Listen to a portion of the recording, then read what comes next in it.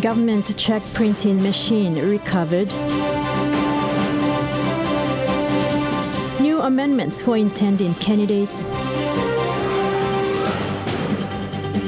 And partnership sees 1 million kina for road maintenance.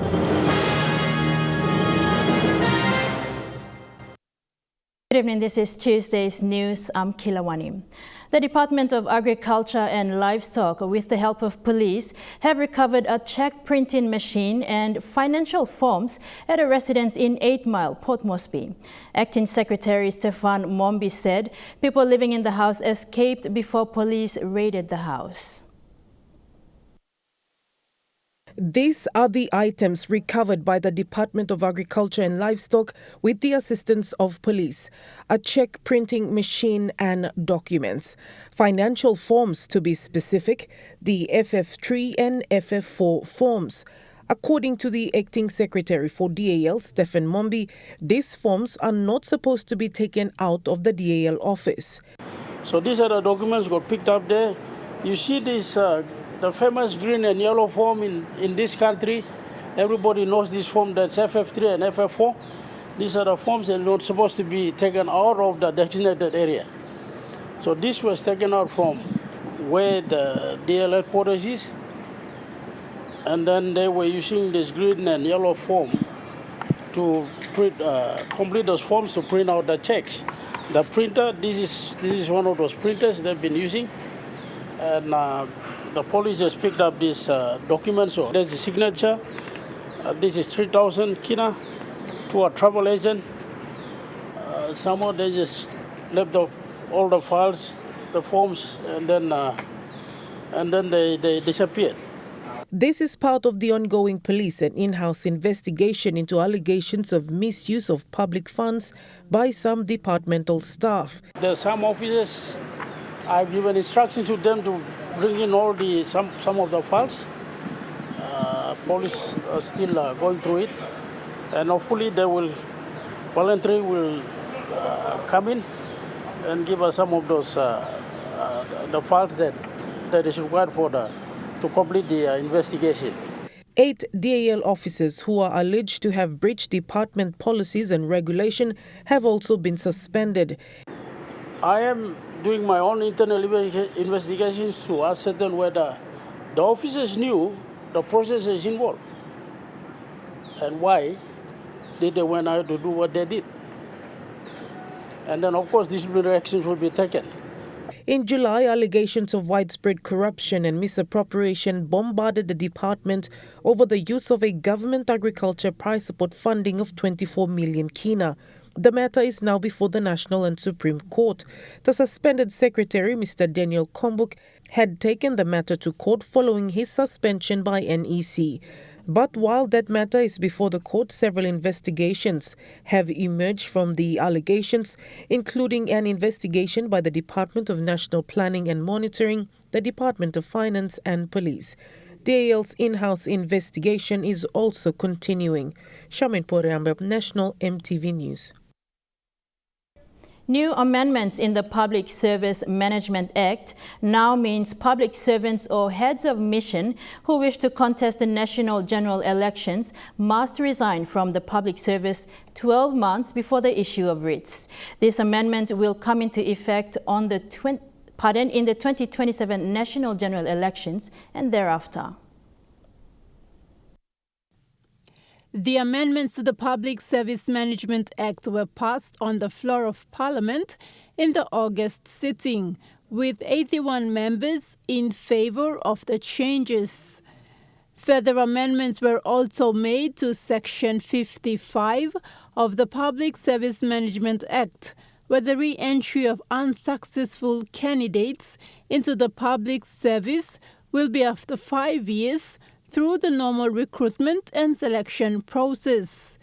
In a circular release to all government departments, Secretary for the Department of Personnel Management, Taiti Sansan, says all candidates wishing to contest the national election must resign 12 months before the issuing of writs.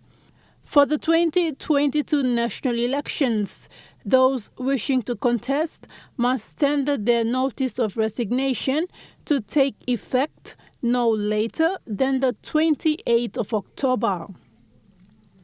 Effective as of the 28th of October, all salaries, allowances, and other contractual entitlements, including the use of government assets, shall be ceased, and the aspiring candidates will be removed from the government payroll.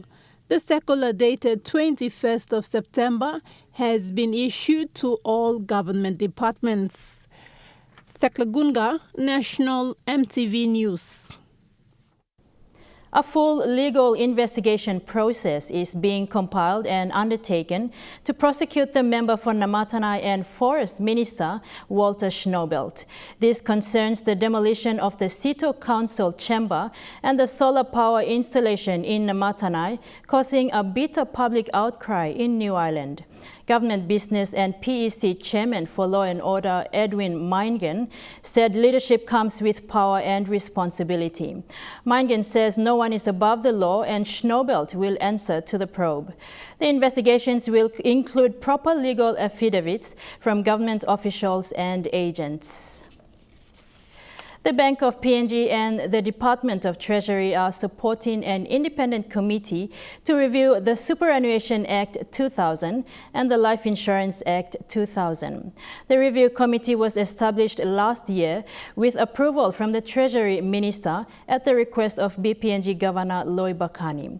The committee hosted a consultative workshop on the superannuation and life insurance review in Lae this week with stakeholders. The Superannuation Life Insurance Review Committee is headed by Chairman Erastus Kamburi. The aim of the committee is to improve the effectiveness and legal framework of superannuation and life insurance industries through the review.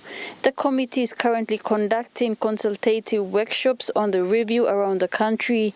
They were in Lae this week. This is the third review on the Superannuation and Life Insurance Acts. And since 2006, that's about 15 years that has passed since the last review was done.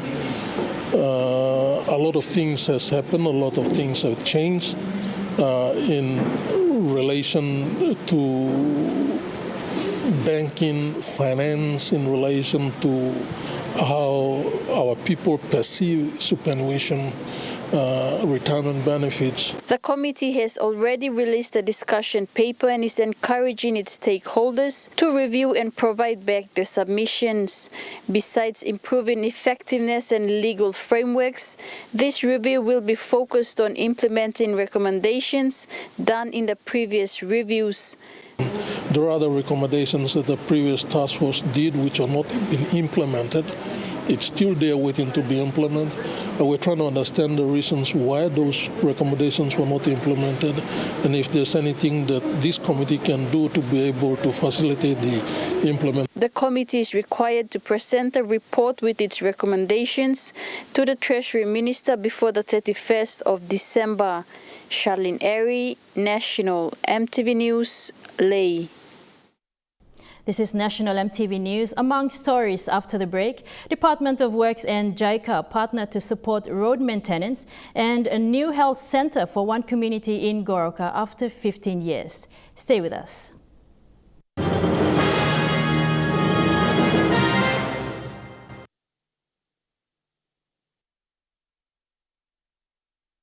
Welcome back to the news.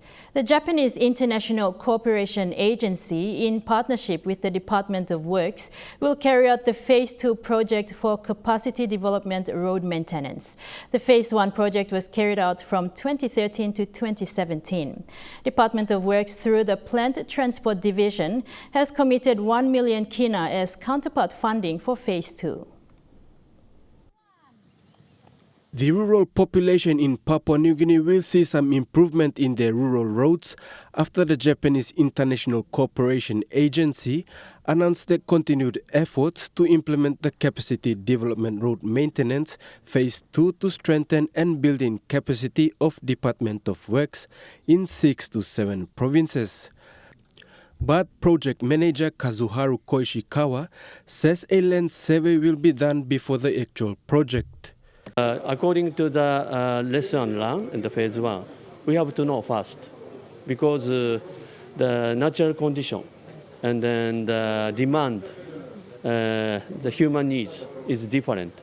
For example, the Hagen, Western Highland, and then the coast area is different, the road condition.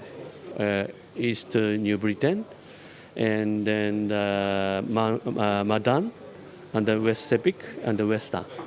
Yeah. Representing the department's secretary Molong Molen says DOW is adamant that this joint project will be a success following the completion of phase 1, which saw the implementation of the projects in Kimbe, Mount Hagen, Wewak and Morbe provinces respectively since 2013. However, she says financial constraints still remain a challenge. It is important that the current government, through DOW, making its commitment and therefore has embarked on the much needed institutional reform, with a major component of this reform in strengthening the technical support to assist the provincial authorities in managing the provincial roads and the rural infrastructure. And so the continued financial assistance to see this program to a successful height will be depended on heavily. For the CDRM Phase 2, the project will run from 2021 to 2022 and 18 additional equipment will be donated. Podivai National EMTV News. For more than 15 years, the Maraya community in the Goroka district have been without a functioning aid post. Being one of the border communities between the Eastern Highlands and Madang, there has not been much services brought into the area. On Friday, the locals witnessed the launch of their new health center built under the WASH program's Clean Pella Community Project. On Friday, stakeholders in the WASH program's Clean Pella Community Project in the Eastern Highlands, including locals and media personnel, walked 8 kilometers from Kesawai along the Madang Highway to get to Maraya in Goroka's Minamalo LLG. This involved crossing the Ramu River. This is an everyday route for locals in this area. Because there are no roads, they walk the distance and cross the river to get to the main highway in order to access health services in Madang and Goroka.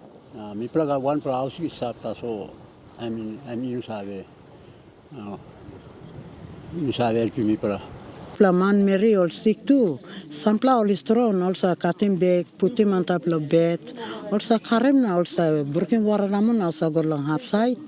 Also ring him or ambulance to Sausi or Ramuna Goroka also help him. After more than 20 years of not having a functioning health center in the area, locals witnessed the opening of their new health center on Friday, officiated by Goroka MP Aya Tambua.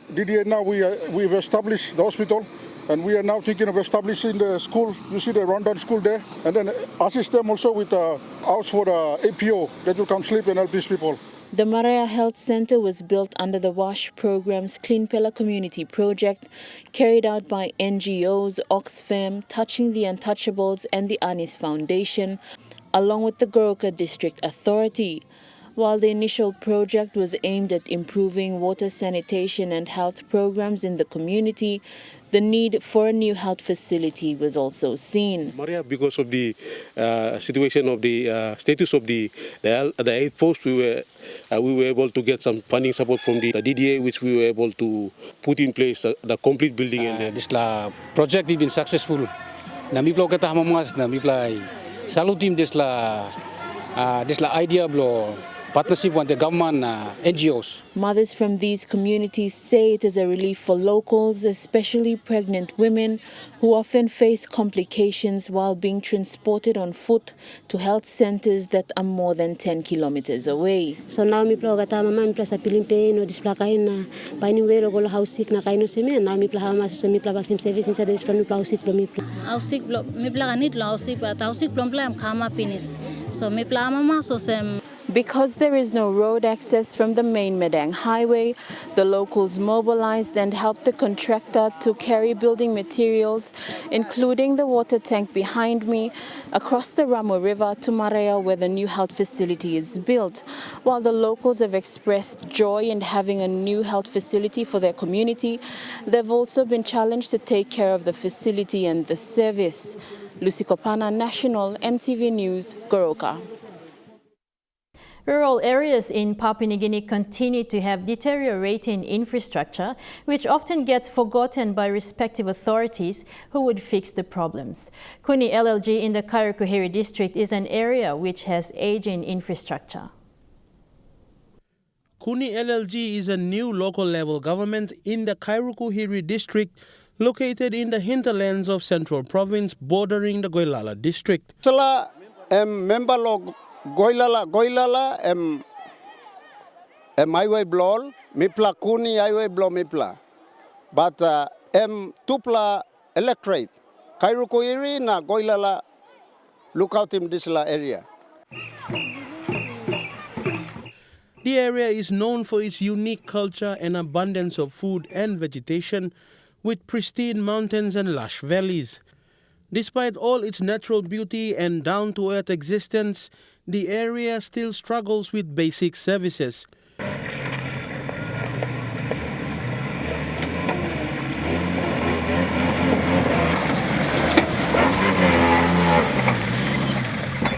This is the Damoa River, a lifeline for its local inhabitants, but the bridge which goes over it hasn't been replaced for the past 5 years. Former councillor for this area, Kubuna Ward, under Meke Okuni LLG,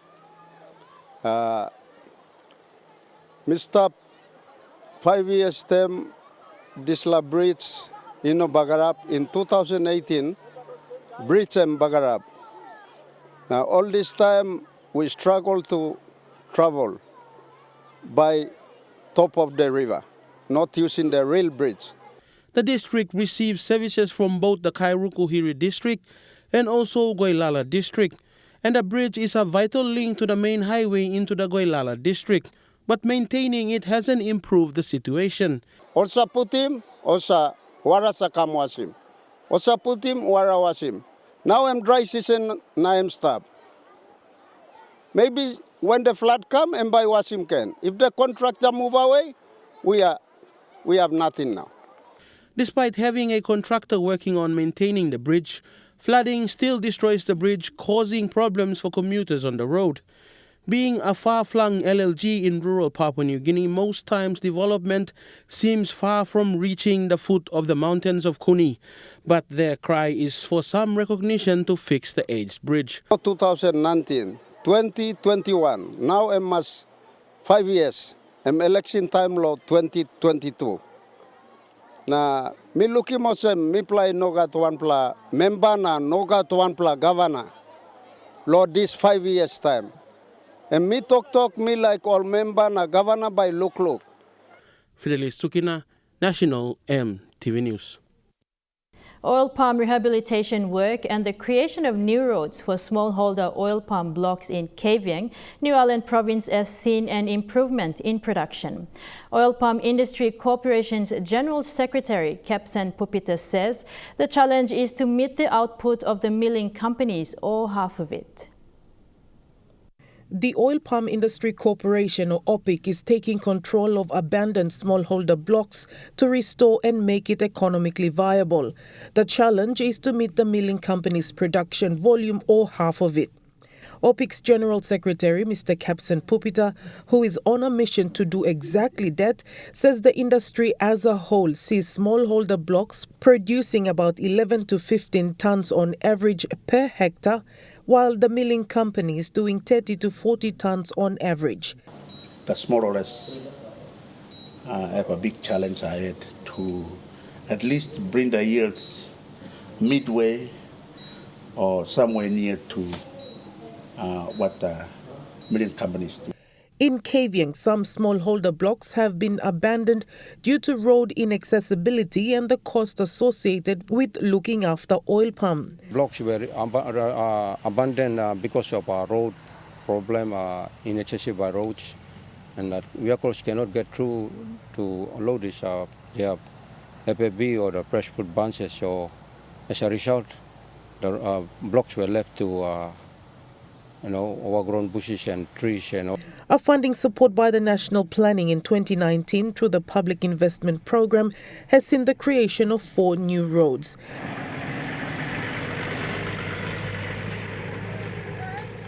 Since last year, 2019, they've done road rehabilitation from Parwai, Lakromau, Luapul and Kabil. These are the big, the villages where they have a lot of growers. With an easy access to these oil palm blocks, the task now is to rehabilitate the blocks. Under the leadership of Mr. Captain Pupita, we are trying our best to get these blocks back by cleaning them up, giving contracts to the youths to get these blocks back to standard. Mr. Pupita explains that towards the end of 2020, the national government had given the agriculture sector 50 million kina for price support and agriculture intervention program. Oil palm got 2 million kina from that funding. I've done massively around 5 project areas, intervention programs, including rundown block rehabilitation along the roads that the planning department through PIP has given managed to open up access to rundown blocks. So those blocks, we rehabilitated them using that 2 million kina. With the current rehabilitation work and road access improved, the challenge is now on the smallholder farmers to bring the production up. Since I came in 2020 till now, I've put in a lot of effort to change the pace of oil palm industry cooperation and at the same time increase the yields of crop harvest. In Kavieng, with the recent improvements to their work environment, especially the rehabilitation of the rundown OPIC office and houses, the staff are happy and motivated to help smallholder farmers achieve that production goal. Shamin Poreambeb, National EMTV News. And now looking at the NESFund market report, the kina closed unchanged at $0.2775 in the interbank market. At Bank South Pacific, your kina is buying $0.2775 $0.3769 Australian dollars, $0.2257 euro and 30.18 Japanese yen. Looking at commodity prices at New York close, gold is trading lower, coffee and cocoa closed lower while copper closed higher. Crude oil is trading higher, palm oil closed lower and copper closed higher. And on the stock market, the Dow Jones closed higher, the ASX 200 is trading lower, the All Ordinaries is trading lower. Still ahead on National EMTV News, PNG Air partners with healthy eating campaigners. Stay with us, and a new COVID-19 measure banning the gathering of more than 20 people. Stay with us for the details.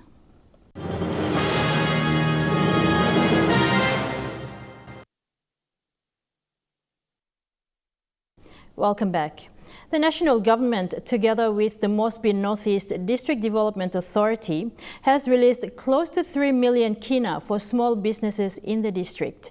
This is in line with the district's plan to bring vendors, farmers and tucker shop owners into the formal space of business.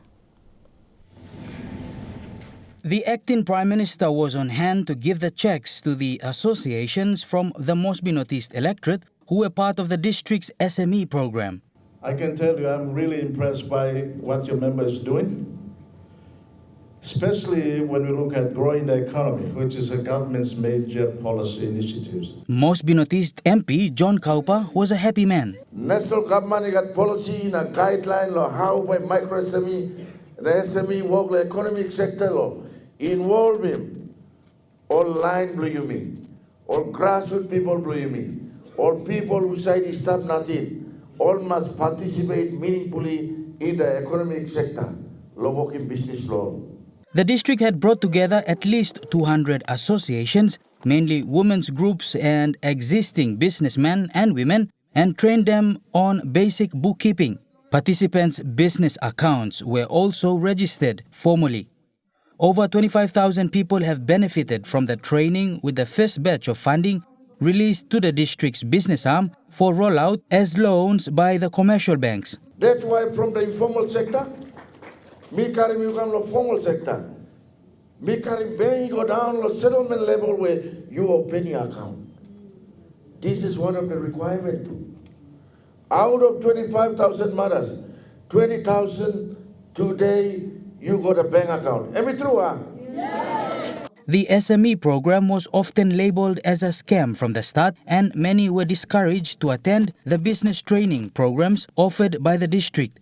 Online, believe me, also, hey, because we have been going 18 months to and from. City Manager Bennett Kippit urged the district's recipients to use the money for its rightful intent. We're not going to just say that, it's an opportunity and we make no use of it, all right? We're going to really make full use of it, all right? And we want to show the rest, all right? We want to show the rest that this is the way you do SME, okay? Bradley Valenaki, National EMTV News. The Eat Smart campaign is fortunate to have PNG Air come on board as a partner.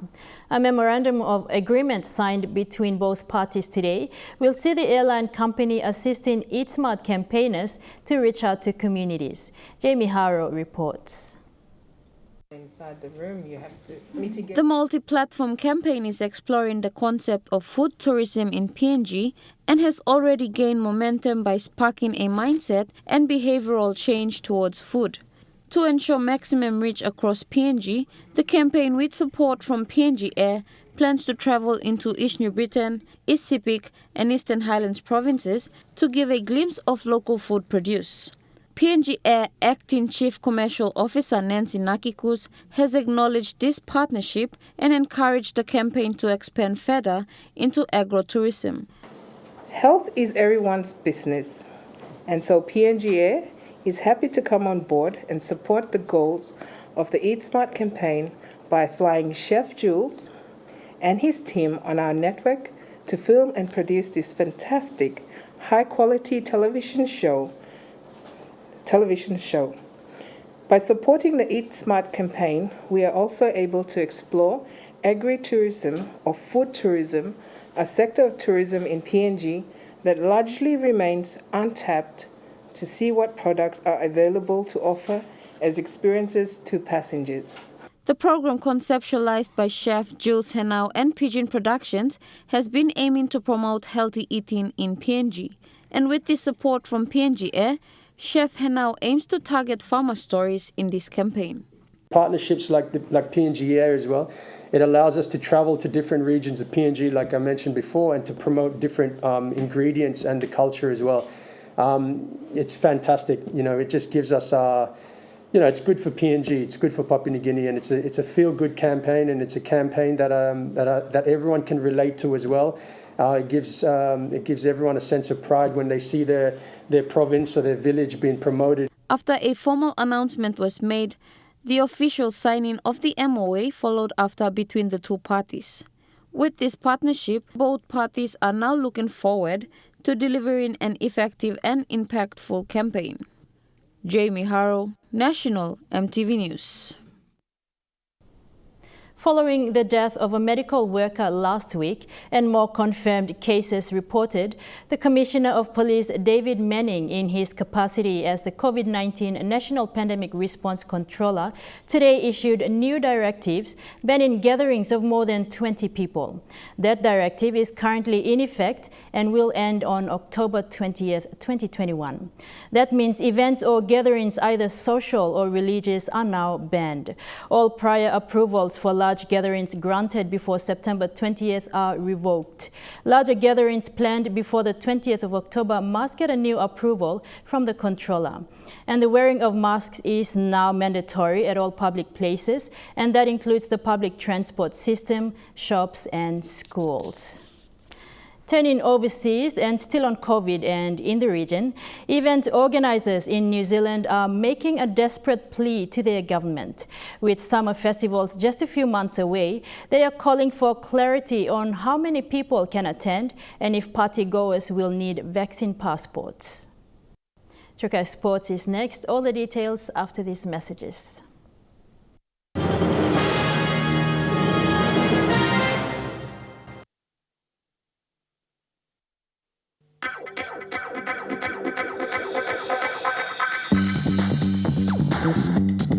Trukai Sports.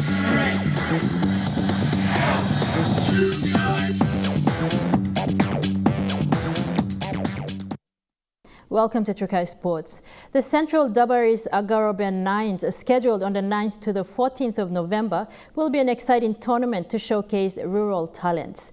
Running in its second year, the program is supported by Central Governor Robert Agarobe. Those zones are free. The inaugural Agarobe Nines, organized by Central Dabaris, is an initiative to identify raw talents for the elite team. The 2021 tournament is an opportunity given to locals to showcase their potential. Dabaris program coordinator Indy Verena says players from outside of Central will not participate in the Nines Carnival. We had a lot of issues last year, especially getting players from outside, teams filling players from outside now. This year, it's strictly for Central Province and base players because we are trying to identify our own talents for inclusion into other bigger programs, and that's what we intend to maintain this year. So it's going to be purely Central-based players.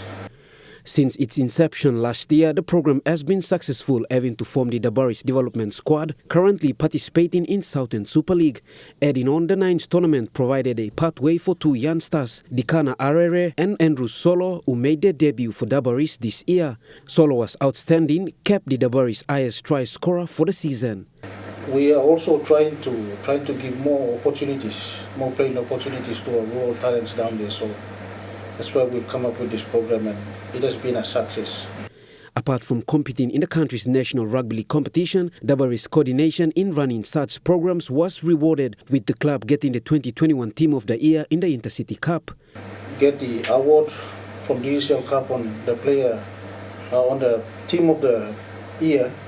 That also contributed to that achievement, and we intend to continue and roll out the same program this year going forward. Suli, Trukai Sports.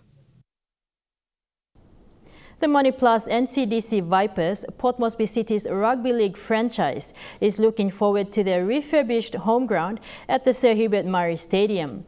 Governor of NCD Powers Pakop has confirmed that the stadium will be complete within the next month or so. Pakop confirming that the stadium will have a seating capacity of 30,000. Further add more support to our team, Vipers, for next year. I believe by the end of this month, or otherwise next month, November, our stadium at last should be open. It's already completed. We're just doing in the fit-in. I will get an update from our managers there, but by next month, October at the end, Sir Hubert Murray Stadium, 30,000 seats, historical, iconic stadium will be reopened. That will be the home of the Money Plus NCDC Vipers. Trukai Sports continues with more after the break.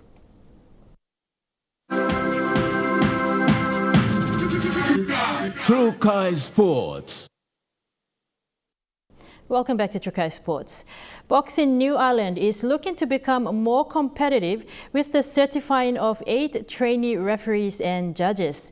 They underwent a week-long training in Kavieng recently. The training was conducted at Kaplaman by 2 certified technical trainers from Port Moresby. The 8 certified amateur boxing referee and judges include Simon Kusunan, Kisojau Sapak, Petro Ismail, Shalina Rake, Anissa Wulau, voiced Benedict, Len Meli, and Stephen Torima. The training will allow New Ireland to host its own tournaments without having to fly in boxing referees and judges from Port Moresby to conduct matches. President of New Ireland Boxing Association, Suga Ray, expressed gratitude for the training, which now allows for the association to draw up regular competitions in the province. That ends Trukai Sports. The weather report is next. All the details after the break. Trukai Sports.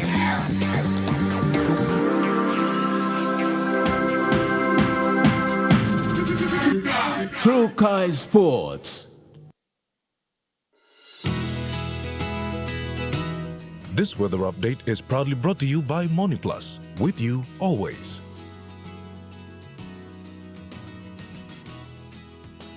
Looking at the weather forecast for tonight and tomorrow, southern region, Port Moresby, partly cloudy with chances of brief afternoon showers and thunderstorms. Daru, partly cloudy and windy. Kerma, cloudy with showers and thunderstorms. Alotau, partly cloudy with few afternoon showers, and Popondetta, afternoon showers and thunderstorms. For the Mamase region, Lae, cloudy periods with few afternoon showers.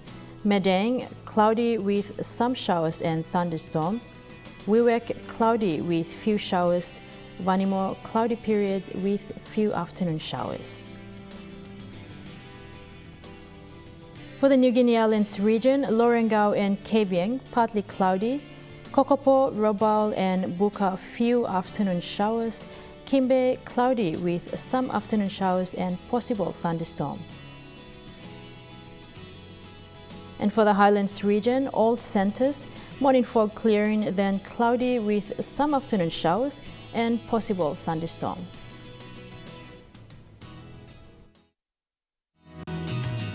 The weather update was proudly brought to you by MoneyPlus. With you always. And that's the news, sports and weather for today, Tuesday, 28th of September 2021. Until next time, pleasant viewing, be safe, bye for now.